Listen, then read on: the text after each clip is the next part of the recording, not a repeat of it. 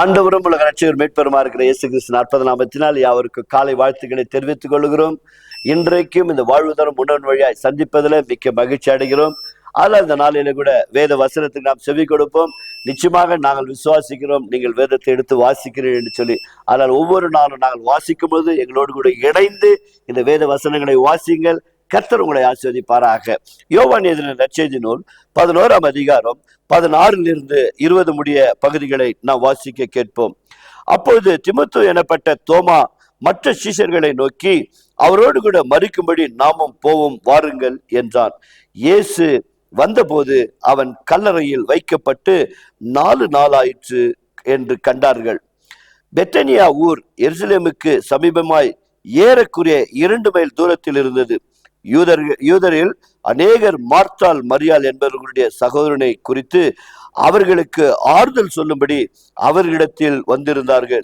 இயேசு வருகிறார் என்று மார்த்தாள் கேள்விப்பட்ட போது அவருக்கு எதிர்கொண்டு போனால், மரியாளோ வீட்டிலே உட்கார்ந்திருந்தாள். செபிப்போமாக. கிருபை உள்ள நல்ல ஆண்டவரே, இந்த காலை வேளைக்காக உமக்கு நன்றி செலுத்துகிறோம். தகப்பனே, நீ நேசித்த குடும்பங்களை அழைப்புக்கு இணங்கி ஆண்டவரே, நீங்கள் ஆண்டவரே அவர்கள் வீடை தேடி போகும் பொழுது ஆண்டவரே, மார்த்தாள் ஆண்டவரே கேள்விப்பட்ட மாத்திரத்திலே உம்மை அழைப்பதற்காக ஓடோடி வந்து உடைய சமூகத்துல வந்தது போல தகப்பனே, இந்த நிகழ்ச்சியின் வழியாய் அநேக பிள்ளைகள் உம்மிடத்துல ஓடி வந்திருக்கிறார்களப்பா. இந்த கால வேளை இந்த நிகழ்ச்சியின் வழியாய் கர்த்தர் என்னை ஆசீர்வதிக்க மாட்டாரா? மார்த்தாள் மரியாளுடைய கண்ணீரை துடைத்தவர் என் கண்ணீரை துடைக்க மாட்டாரா என்று சொல்லி ஏங்கி தவித்து கொண்டிருக்கிற ஒவ்வொரு பிள்ளைகளை கர்த்தர் ஆசீர்வதிப்பதாக ஆண்டவரே.